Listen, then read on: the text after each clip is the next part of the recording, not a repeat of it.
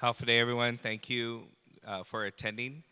Today is May 15th, 2025, and we're conducting the first public hearing in our series to go over with the public the draft action plan for Community Development Block Grant Disaster Recovery. So thank you all for being here. We have a few slides to go over. Everyone, we have handouts available should anybody need. It'll discuss generally the utilization of CDBG-DR, some background information, and the proposed allocations that we have within the plan. So we'll go ahead and begin. So a brief overview of Community Development Block Grant Disaster Recovery. It's funded by the U.S. Department of Housing and Urban Development, or HUD.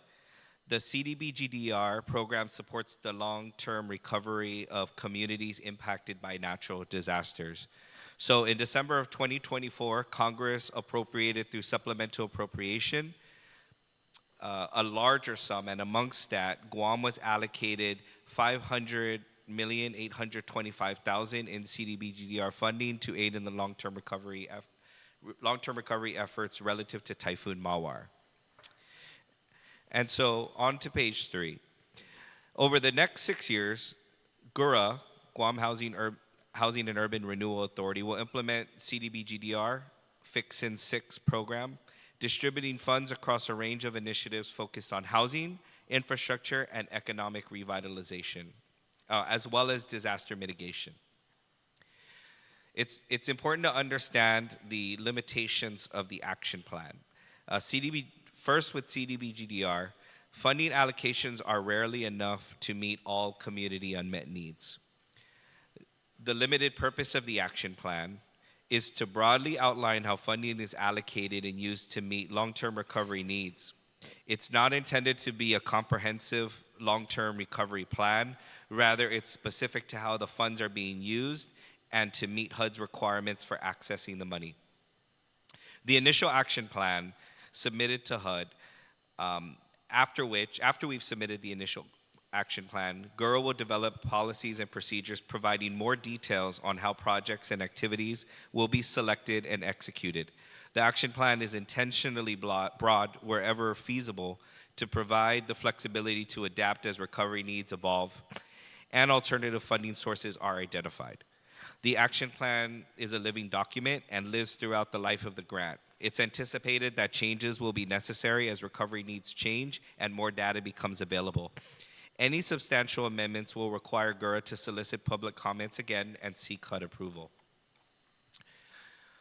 So a lot of the discussion, and you'll see in the action plan, a lot of discussion around LMI. LMI means low to moderate income individuals or households or activities. HUD requires that GURA, Guam, spend 70% or $280,462,000 of the grant funding to be used to the benefit of low LMI individuals and or households.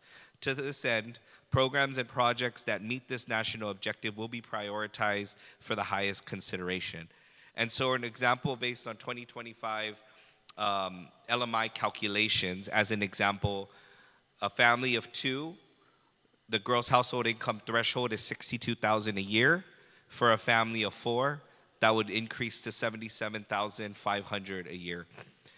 So anything at that threshold or lower, they would be eligible under the LMI category. So beginning in March, GURA undertook community engagements and solicited public input in development of our unmet needs assessment. We went out to the community as well as opened up for submissions to GURA, to the Fix in 6 program. In developing the unmet needs assessment, GURA analyzed available FEMA data and solicited public input to assess Guam's unmet needs. The agency evaluated unmet needs in the following critical areas of long-term recovery, consistent with CDBG-DR, in housing, infrastructure, and economic revitalization. And the assessment found the following. Housing accounted for approximately 47% of unmet needs, with the remaining need after funds provided by FEMA and HUD and insurance a remaining need of $242,809,974. For infrastructure, which accounted for 33% of the unmet need, a remaining unmet need of $168,465,648. And under economic revitalization, which accounted for 20% of our estimated unmet need, for a total of $106,642,458 as remaining unmet need. So before we go into how the cost and money is allocated, it's important to understand what the eligible cost categories are. The first category is administration. These are funds used for the general administration of the grant over a period of 6 years. It supports GURA's oversight of the award, includes staff salaries, overhead, audits, space, equipment needed, and it covers a period of 6 years or longer, which includes the performance period of 6 years and any time after during grant closeout or any extensions. But at 6 years, it accounts for about 0.87% a year, so less than 1%. The next carve-out is up to 15%, and that's planning. Funds for planning activities include program and project development, implementation, special surveys, compliance monitoring, any environmental assessments, including NEPA. Additionally, planning funds may be used for comprehensive and functional plans and studies. For example, an updated housing needs assessment for the island or for the territory, capital improvement plans for agencies, especially large asset holders, flood mitigation plans for DPW or other agencies, other community development plans are eligible under that category. The other categories are housing, funds available for housing activities such as homeowner rehabilitation, emergency shelters, preservation of affordable housing, new housing construction, and temporary transitional housing. Under infrastructure, these are funds that can be used for the rehabilitation or construction of utilities infrastructure, and or public facilities. So both public facilities and traditional infrastructure fall in the same category. And lastly, economic revitalization, funds that are available for economic revitalization activities. Lastly, this is a specific set aside. So Congress mandates and has set aside funding specifically for mitigation activities. And we'll go over that in the proposed allocation. So on slide 7, under proposed allocations, we've broken it down into the larger tranches regarding the grant. So under administration, approximately $25 million to 5% of the allocation. Under planning, it's approximately $75 million, which is 15% of the allocation. Housing activities and projects and programs will account for $209 million, which accounts for about 42% of the total allocation. Infrastructure and public facilities at $108 million, roughly $109 million, accounting for approximately 21.6%. Economic revitalization at a little bit more than $30 million at 6.1%. And mitigation activities, which is the minimum set aside from Congress for spend, for mitigation activities is approximately $52 million, accounting for 10.5%. So some of the activities that are currently in development but not finalized yet are homeowner rehabilitation and reconstruction. Right now we're looking at phase 1, which will prioritize substantial rehabilitation of homes damaged by Typhoon Mawar. And it may include mitigation features such as concrete roofing when it's feasible. Phase 2 will prioritize the reconstructions of homes destroyed by Typhoon Mawar, but this will be likely subject to pre-existing conditions and funding availability after we've completed priority 1. Additionally, under housing, we're considering development of multifamily housing, affordable rentals for LMI families.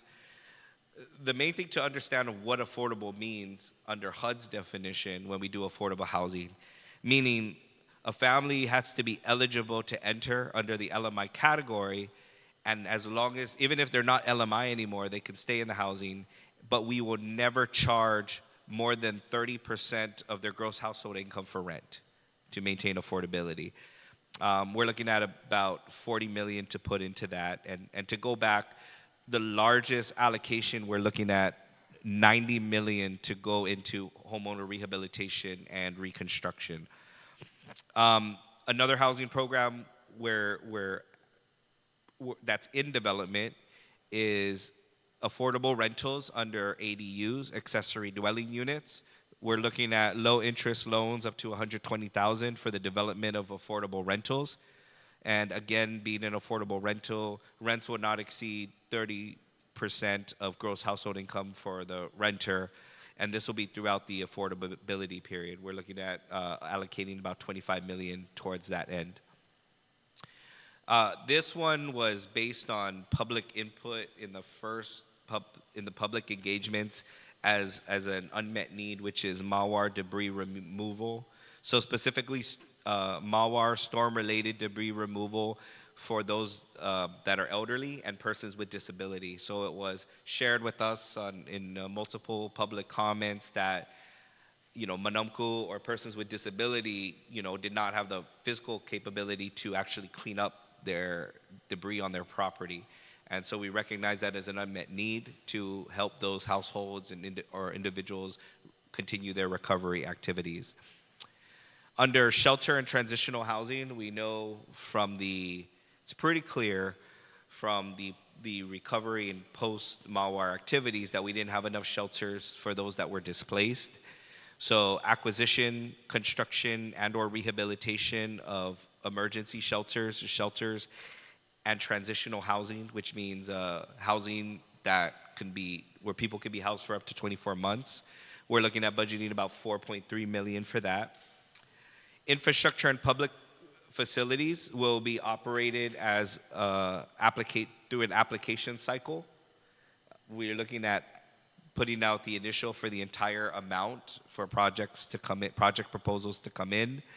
That's allocated at 43.3 million. Under economic revitalization, that will also have an application cycle for proposed projects and activities at 30 million. And lastly, a set aside for the architectural design of the new Guam Memorial Hospital. And this is intended to provide the final cost estimates necessary for financing decisions by the government, which can include loans, bonds, grants, appropriations, or combinations in the future. But the funding is subject to the 30% feasibility determination in planning, and that's currently allocated at 60 million.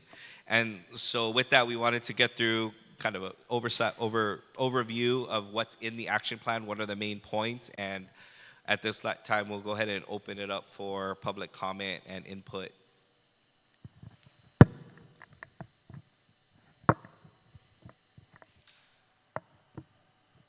So if anyone has any input, feel free to come up to the mic.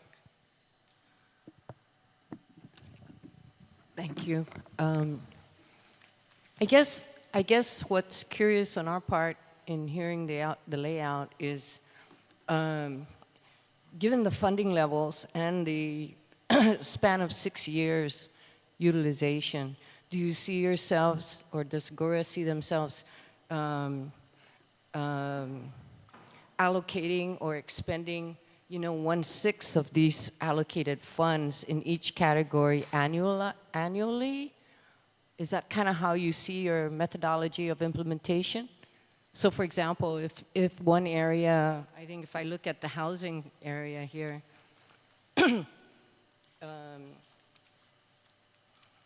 we have 90 million, for example, right? Homeowner rehab and reconstruction. Do you see that 90 million being kind of like parceled for utilization divided by 6 years? Is that how you see that? Or I'm curious as to the approach on how these needs will be met, because there's multiple approaches, right? Yeah. And what's cool here is that you also allocate for, I'm assuming this rental, LMI rental provision, it addresses potential landlords that have the resources or potential ability to make affordable rental homes available but then I'm backing up, conditioning that thought with some Maywar imposed damage. We have to demonstrate that our rental facility or such facility was impacted or damaged or impaired by Typhoon Maywar, and therefore go the rest of the course. So we're just kind of looking at how such a program would be implemented, whether they are and relatedly, based on the living data or income data that we have for the island, does GURA have already identified pockets where, for example, I'll just use a fictitious example, right? Let's say in the village of Dedero, for example, or Baragata for that matter, and we identified a certain area of land that could be allocated or dedicated towards construction of, typhoon-proof homes. I think that's the ultimate goal, right? We want the qualified population to be able to live and reside in typhoon-proof housing. So conceivably, if such land was identified, then would it be GURA's approach to bid that potential approach out for private contractors to develop, or I'm curious as to how you would go about meeting the needs across the island, because some villages may have a smaller population that have need for this help. Other villages might have been more devastated by Maywar. And then we have the income criteria, right? The restriction on qualifying for LMI to deal with. And then when I drill down on these funds, I'm thinking, wow, 90 million, for example, at today's housing construction costs,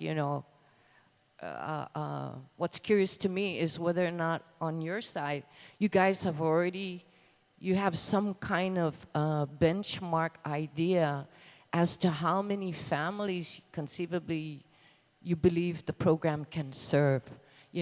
I'm thinking, will potentially 2,000 families island-wide benefit from the program, or is it more focused in certain pockets where villages have a greater need than others, or is it also a combination of those approaches with eligible people or eligible families coming forward to identify they were affected by Maywar, they have a home that was totally destroyed or partially destroyed, and to which GURA will respond on an individualized qualification basis. So I'm just curious to get more insight. I'm sorry, I know, No, all of the that's above. great. I know it's a loaded question, but No, not at all. I mean, I think that's a great question. A lot of that was towards homeowner rehabilitation and construction. So I'll start with that first. We know there were, I want to say, approximately between 525 to 575 homes that were done through FEMA and the local program for temporary roofs, right? We know those are temporary. Those were never meant to be permanent. So those were homes that could support that roof. But then we also found out through the public engagement where people were not even eligible for that because their house could not support that temporary roof, and they were never able to move home. So we know there's kind of a mixed bag, right? Some people need just windows and doors. Some people need a whole new roof replacement. And so the project cost could range house to house. In conceptually, like I said, these are projects programs in development. Conceptually, these would be an individual benefit. So we would open up the application period. So let's say year 1.5, once we launch the program, we'll keep blasting it, get the information out there. People will apply. Households will apply individually. Year 1, typically when we do our entitlement, will be kind of development, right? Going through all the applications. Okay, who's qualified? Get the engineers out there to get cost estimates. And then year 2 and 3 will be construction. So when it comes to the spend down, it'll be in waves, right? So So program year, execution year, program year, execution year. Um, and that's why it's very planning heavy, because you have to do all of that before you get into construction. So you may not see the actual construction happen right away, or the bulk of it happen right away. It'll be dependent on how quickly we can get through the application, how quickly we can get through the cost estimates with the engineers and with the A&E, and how quickly we can get through the permitting. What we were looking at, and I don't want to get too much in the weeds, but for the sake of transparency, is there would be a very high risk of not spending the money if we, okay, here's a grant, Mr. A, right? And they never built anything, or they never had to hire a contractor, they never done that individually, and it's sitting, and then the money doesn't get spent and gets returned, right? So it's going to be much more feasible to just take it all in tranche, get all the applications as quickly as possible, get them resolved for eligibility, work all that paperwork out, get the engineers, multiple engineers in A&E, from the private sector to go out there and do the assessments and the cost estimates, and then procure the construction from multiple contractors, so they're happening simultaneously. New housing construction, especially single-family home, is definitely open for consideration. But as you stated, because the cost is so high, we're trying to maximize the benefit for the greatest amount of people, right? So if it's a home needs to be rehabbed and we spend a little more on the rehabilitation, put a concrete roof, and they'll never have to go to a shelter again, that's a win, right? If we look at, let's say, an accessory dwelling unit that they're building to house one of their family members, in that accessory dwelling unit, that's a win. But I think or a multifamily, it's not that we're not interested or won't look at or consider single family home construction, but that'll drain the funds very quick, and that'll be a limited benefit for a limited amount of people. So these are all things that we're open to, that are in consideration. I think based on the census, you were looking at about 9. I'll have to check back my notes, but I would say between 575 to 900 homes that have concrete foundation, have concrete walls, but just don't have a concrete roof. I would say that would be the lowest hanging fruit, right? Especially if there was malware-related damage. Because that would bring the amount of solid and hardened homes to the community quickly, right? And I don't want to say every household is in that situation, but it's a general assumption at this point that they may be low mod, right? They may be a low mod household, and they haven't been able to afford the cost of a concrete roof. So we won't know the final details until money comes in. It may not use all 90 million, right? And we would consider reallocation. So like I said, the action plan is a work in progress. I don't want to say work in progress. It's a living document, right? We'll know, more information will come out as we run these programs and launch them, and we'll just have to constantly readjust. So this will be a constant planning activity, especially with the challenging construction environment on Guam. But our end state goal is that we're not returning a dollar. I hope that answers your question. Okay. Yes, thank you, because that's the factor we all live with. We have an abundance of contractors on island, but many of them are unavailable for the civilian community. They're all engaged with the military, and so there's that challenge. So it sounds to me like you're open to employ a multiple combination. Potentially the combination of these multiple approaches. You're going to entertain individual families coming forward to apply concerning their home. And then you're also open to like multiple unit development construction that would be developed by a private contractor and made available to eligible people. Now, in that case, let's say the individual was from Barragata, but the multiple complex development project that you may consider favorably is going to be built, let's say in Manila, for example, it's just a fictitious example, would Gura then accommodate the family that way? Yes. Okay. So to qualify for so I'll give you an example, and I know we. So there are only 3 LMI designated villages on Guam: Dedido, Malesu, Haget, right? Um, if say Haget 3, only 3, correct?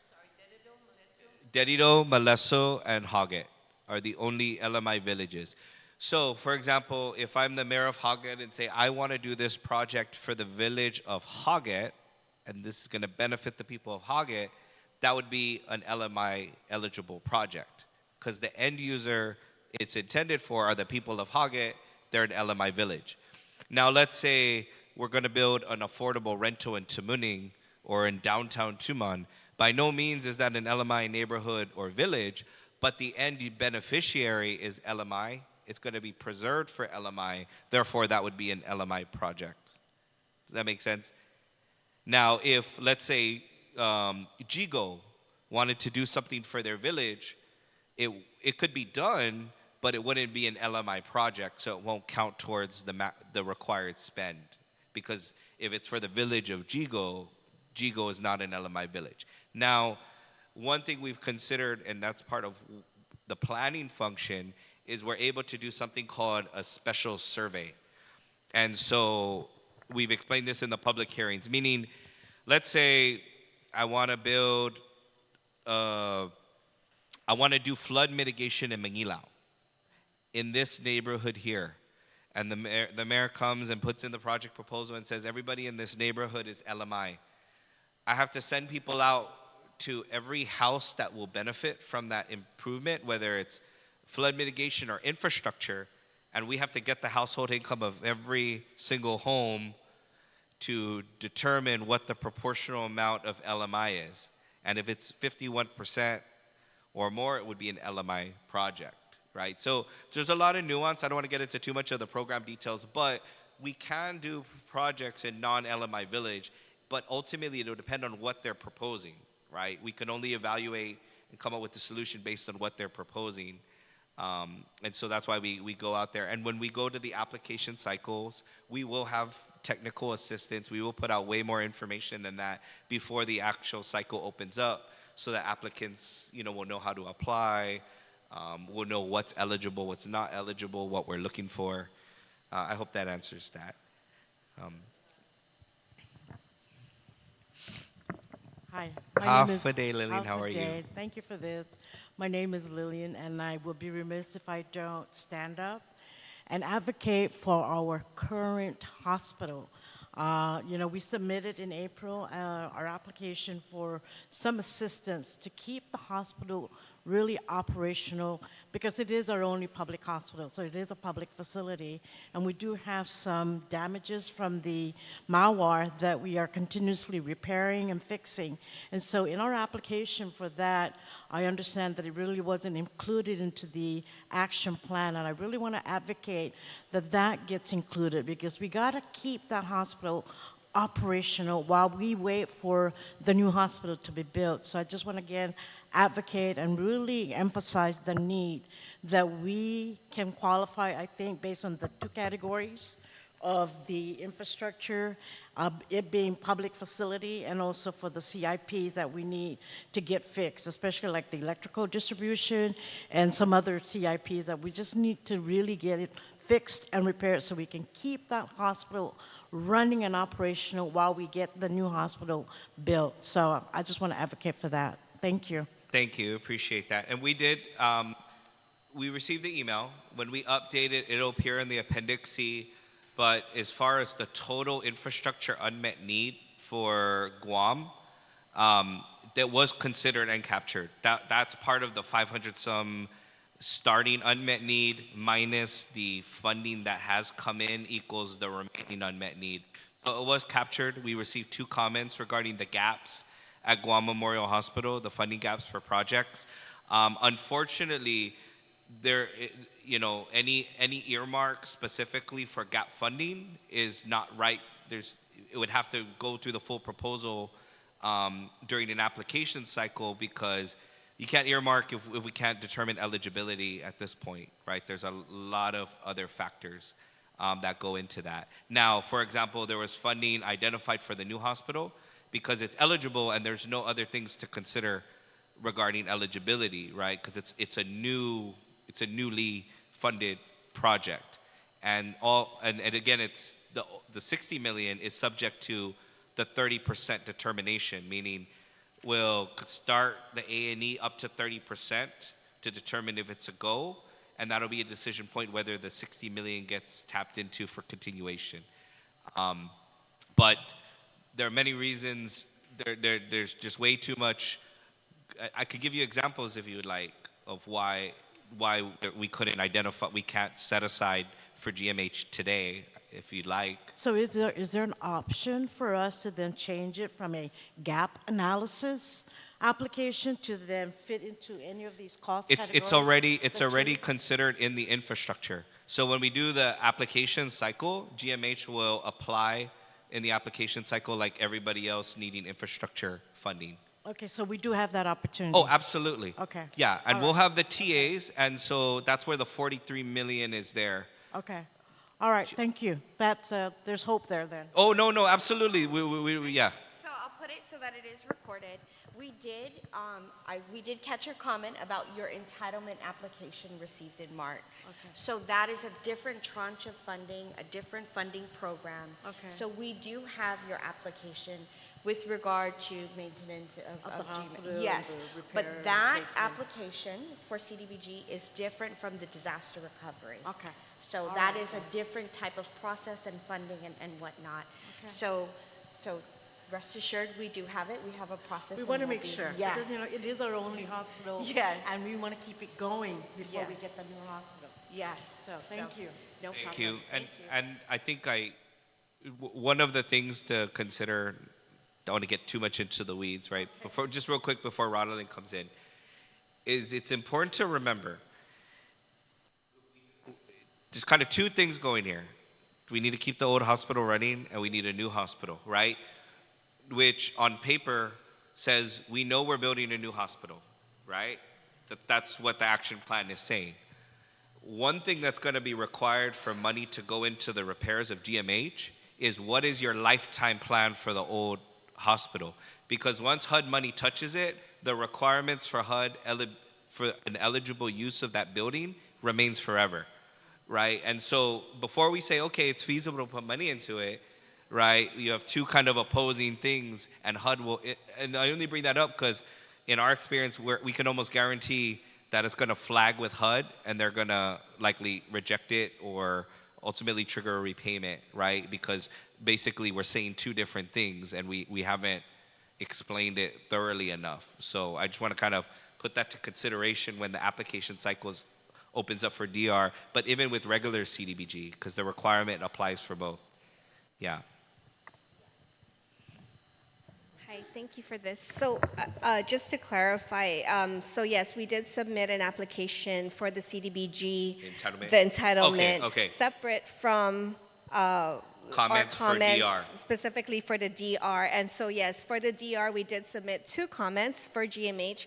One, of course, related to the need for the new hospital, which of course is addressed in the draft action plan. And of course, as Ms. Lillian had already pointed out, the second comment does relate to all of the gaps that we see in our current infrastructure. And yes, thank you for responding to our email and to address and give us additional guidance. So we do recognize that, yes, the CDBG-DR will be kind of a funding of last resort. But again, we also recognize that if we don't put our comments in now, and even as we continue to apply for additional funding, or as we continue to look for funding sources through different avenues, including additional grants and so on, we recognize that if we don't stand up now and explain what all of our needs are, it may be too late to ask later on. Yeah. Once we, you know how it is, like, because we won't get any grant application results until way later on, and it may be too late at that point to put in our comments here. And so that's the reason why I just wanted to kind of explain that a little bit more. No, I completely understand, and let me say this on the record, and we're going to put this on the channel. Even though it didn't make it in the Appendix C, we acknowledge publicly that GMH has been looking at every avenue of every funding source GER has available, whether under entitlement or DR, to meet your capital needs. Yes. So that is very clear. So there's no question about it. But ultimately, we're administering the programs as required. But your comments and your needs are absolutely captured and on the record. Thank you, Ronald. Yes, sir. Okay, again, thank you for having us here. I'm Saudi Tugari. I work with GMH, and I think we just have to make clear that these projects that we're asking for support, we already have ready-made plans. Again, if the grants falls out of context because it's deemed ineligible one way or another, then that's going to be a loss, not for GMH alone, but for the people of Guam. Because we're spending money on A&E, and we have A&E plans already ready, and all we need is the support to get all these projects done. Appreciate that. And again, for just the comment, when we open up the application cycle, all of those things are considered, right? And when you do your write-up, and you do that. But when we do the TAs, and if you've done the TAs for CDBG, they're going to be very similar, right? We'll be very transparent. Here are the key things you have to have in there, right? Here's the key things you have to identify what you're trying to resolve, right? What we're going to be looking for and how, and we'll be very transparent about how we'll be, how it's going to be selected. What are the scoring criteria? But on the same token, too, as we've been saying, even in the public input briefings before, because of the challenging construction environment, right? And GER is very familiar with that. I think we still do a lot of construction, right, in the government of Guam. Projects that may not be selected, or projects that are selected, if they're not moving, money will get moved. And so if, let's say you're number 3, number 4, number 5, number 6 on the selection, you may come up sooner than you think, right? And that's why this is a constant action. Because again, our end goal is to make sure we're not returning funds that were not utilized, right? And there are many challenges to get that expended quick. Again, we're familiar with that, and we're on guard for that. So we're just encouraging everybody when we open up these application cycles, just get it in. Go to the TAs, get your application cycles in. We're opening one, right? But if, let's say, there's not enough projects to cover everything, or there's not enough projects that are feasible, we may open another one, right? So this is a progressive this is a progressive program, as we said, as the needs change, right? And as data comes in. Because we may find, let's say we have 90 million in homeowner rehab, we only need 56 million. Right, and we've met that goal, and we would need to move money to other activities, or switch to phase 2, or maybe invent a phase 3, or do single-family ownership. So it's going to be a constant work in progress as information comes in. And so what we have in development right now, which we think are the kind of the starting point for key activities to move things forward, right? But we plan to be very adaptable. So thank you, Zaldi. Sorry, I just have a follow-up question on Yes. your statement earlier with regard to the LMI housing, and your statement that Guam has already defined LMI villages to be Derecho, Maleso, and Agat. Correct. So the implication there is that you have multiple housing projects earmarked potentially from the LMI allocation of funds for these 3 villages, right? No. Not No. yet. These But- are, the bulk of it is actually individual assistance. So if the individual household or family is eligible under the LMI, they can apply directly with GERA. Okay. Now, the LMI villages only applies to projects that are meant to serve that village, right? So let's say we're doing flood mitigation that's going to benefit the LMI village. That would be, or a Oh. school. We're going to build a school, and the people in this village go to that school. It's what's called the service area. So we have to analyze, those are the things we need to look at. So for example, just as an example, if GMH were to put in their application under LMI, right, as a hospital, we have to analyze what is the LMI area, right? What is the service see. area? Who is being served? How will that get verified? And how will we monitor it every year, The growth. right, to make sure that need is being met? I see. I see.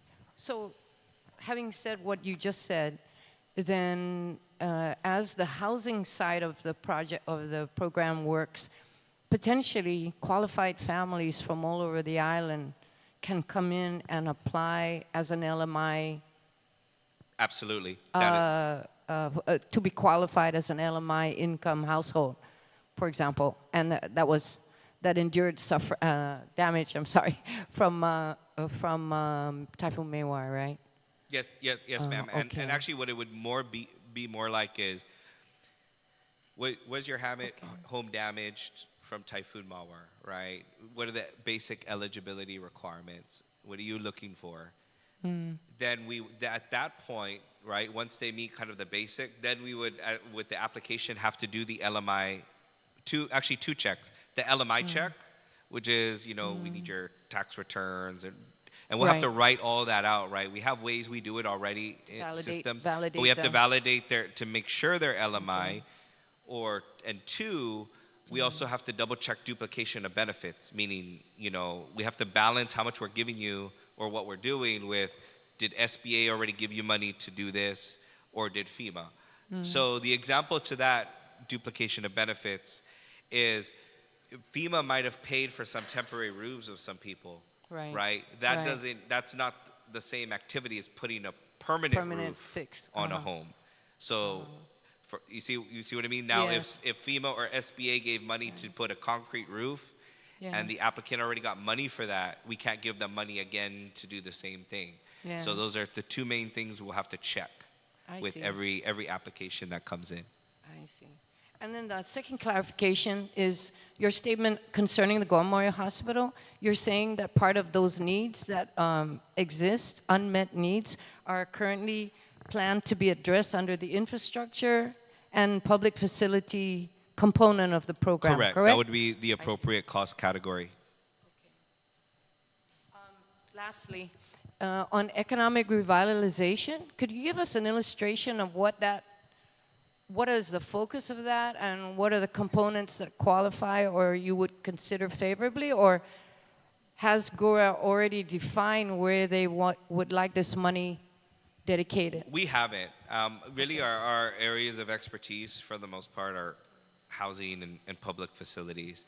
That's why we're proposing, that's a very good question. That's why we're proposing for the project proposals, right? So based on the requirements under, when we do the TAs specifically for economic revitalization, we're looking to... Sorry, TA meaning? Technical assistance. Okay. My apologies. Okay, no when we do the technical assistance, and these are hosted sessions, workshops where people come in, ask their questions to help them do their application, we're hoping the experts put that together with what is they know about their industry towards economic revitalization. Really, what we're more concerned with is, are you meeting the requirements, compliance requirements of the grant? How are you gonna continuously monitor your meeting the compliance requirements of the grant, right? How that takes shape at an individual project level, we don't know until we open up the application cycle. So it could be. Go ahead. Would it be typically things like job creation or multiplier actions that develop the community, such as? Okay, this might be really off. Such as sporting, the youth sport facilities that is important in the villages that keep our youth. So that would actually, if it's a government-owned sports facility, that would actually be public facilities. So if it would go to correct. infrastructure, Yes. not revitalization. Economic revitalization, I'm sorry, is from your perspective, is typically associated with job creation or income That's one of the income categories. increase, improvement, income per household, or? That's very technical. We'd be happy to answer that. I'll give a just broad curious. sense. Economic revitalization could be job creation, right? And so job creation under DR, the requirement would be 50% or more of your employees have to be LMI individuals. That is the requirement, right? It could be workforce development. It could be infrastructure improvements in tourist areas, somewhat separate. See, an item could fit two categories, right? And in how we plug it in. But ultimately, it'll depend on the proposal, right? That's the devil is in the details in that respect. So it's more important to know what it can't be used for than what it can be used for. I don't want to say the sky's the limit, but there's a lot of flexible options out there. That's why when we open the application cycle and we have project proposals come in, then we have something to work with. Right. Yeah. But do you see this component being dedicated primarily to publicly owned activities For economic or revitalization? Do you see, right, or is there a possibility on the commercial component? You mentioned tourism, which is going through a really bad time right now. Yeah. You know, is the program open to both? Absolutely. Either? I Yeah, see. I mean, so proposal can come in, and even public comments at this point, right? Maybe the desire is for business rehabilitation grant or loan, you know, many different forms. But that's also why we're coming out for the public comment period, right? Maybe that's what the business community is looking for. So if they put in the comment now, we could make an adjustment, an amendment before we submit to HUD and say, okay, well, maybe we'll do 25 million that will go to low interest loans that could be forgivable grants to maybe fix up the front of your building or, you know, clean up typhoon debris or expand. This, I don't want to say again, the sky's the limit, but we really have to evaluate based on what's put in front of us. So right now, because there wasn't very little input from the business community during the public input phase, you know, the kind of fallback is, okay, an open application cycle, meaning you tell us what it is you're proposing and how much you're looking for. So where commercial development is concerned, the program is more inclined to yield, to lean on the lending side as compared to grant No, award. ma'am. I was just giving an example. These are just examples. Yeah. Grants, you know, the thing those will all be things we'd have to evaluate at the time. It could be a grant. It could be a loan. It ultimately would depend on the proposal, right, and what's being asked for. If it's a large amount of money, you know, maybe a loan would be more feasible, so be a return on some of that can go towards other programs to benefit Lomad. So we can't say yes or no at this time. That's why we're very big on getting through and having proposals come in so we can evaluate it based on what's actually in front of us and try to figure out how to make sure it's eligible and get it moving. I see. Yeah. Thank you. Right. Time check. Do we have any other questions? Yes. Would you like to come up? You okay? All right. Any other questions, comments regarding the draft action plan or proposed allocations?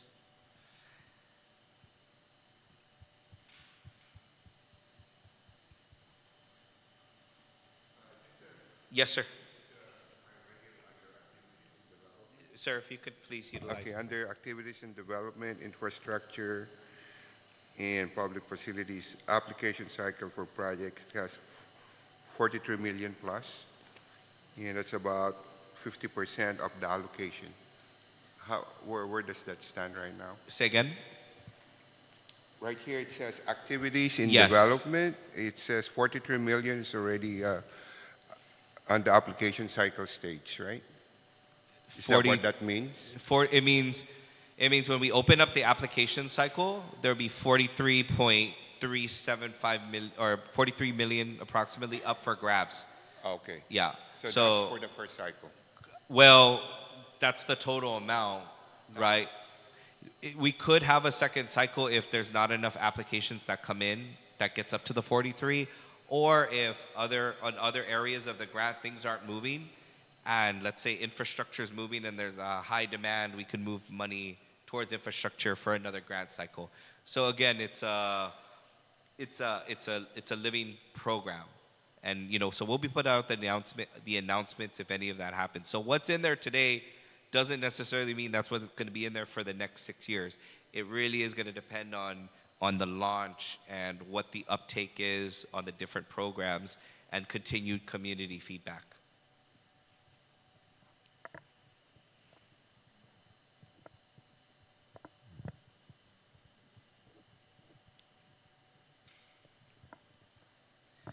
Right. It is 6:51 right now.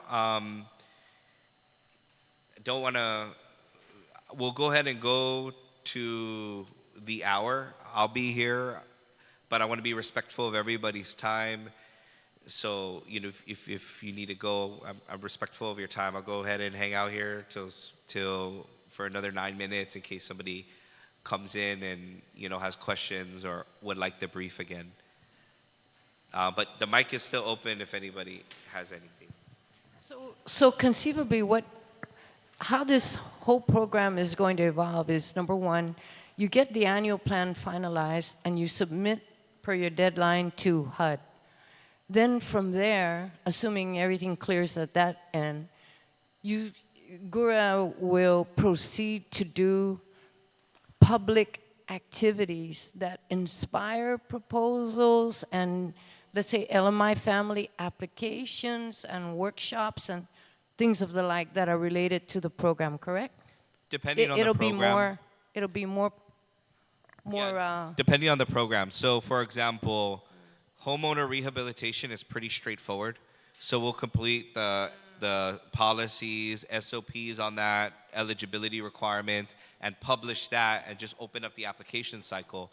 Where it's something like infrastructure economic revitalization, where it's not going to necessarily be the state or GURA directing every single activity going on. We open that up for the public and different organizations to put their proposals in. But housing is something where we kind of already know where the need is, right? We don't need to ask when we did the public input, it's pretty clear there's a need for homeowner rehabilitation. There's enough data to support that, so we can write the program out as it is. I see. Yeah. Thank you.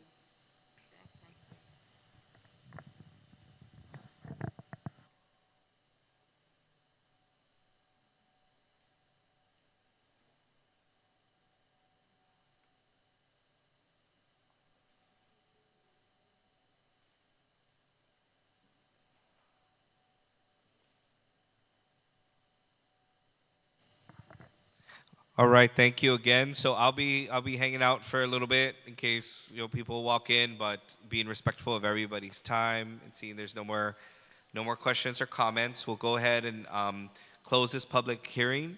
The time is now 6:54 p.m. Sizus Masi, thank you everybody, and I would like to express our gratitude from GURA to Legislator Guahan for hosting us this evening. Thank you for their partnership. We're very grateful. Sizus Masi, thank you everybody, and be safe this evening.